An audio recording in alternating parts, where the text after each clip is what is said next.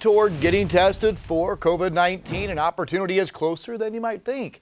The governor is expanding testing across the state, and they're starting with some of our most vulnerable nursing homes.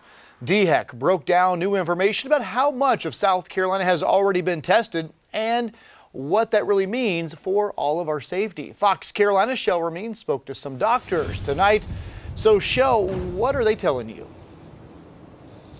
Well, Cody, their goal is to test about 2% of the state by June. It might not sound like a lot, but that's about 110,000 South Carolinians rolling through every month. And they really have their eyes set on nursing homes because they're seeing an increase of infection, not only for the patients, but for the employees as well.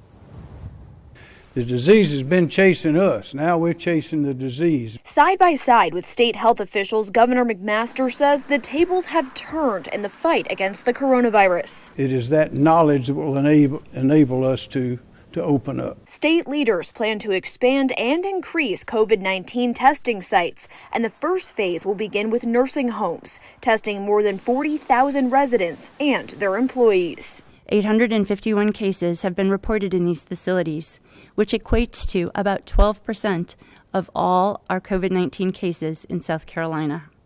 Meanwhile, there have been 84 COVID-19 associated deaths at these facilities, representing 28% of all those who have died. This broad testing is good to check patients that are asymptomatic, that have minimal to mild symptoms, that we can screen them, and if they are positive, we can kind of take them and move them out and isolate them. DHEC now encourages people with even mild symptoms to get tested. Dr. Montagano at Emergency MD says he believes there's a test even more valuable. I really think the antibody test is important because if you test people for antibodies and say that you've had it and you're over it, then I think you can go out and about. If we do a swab on you today and it's negative, but tomorrow you get infected, it's just a snapshot in time to say that you've just recently had it or have it. The federal government has ensured DHEC enough swabs to test at least 2% of the population from now until June, highlighting those who live in rural or low-income areas. And those are the patients that usually don't seek out medical care until they're really sick. So I think getting to these patients early and screening them and potentially helping them would be life-saving.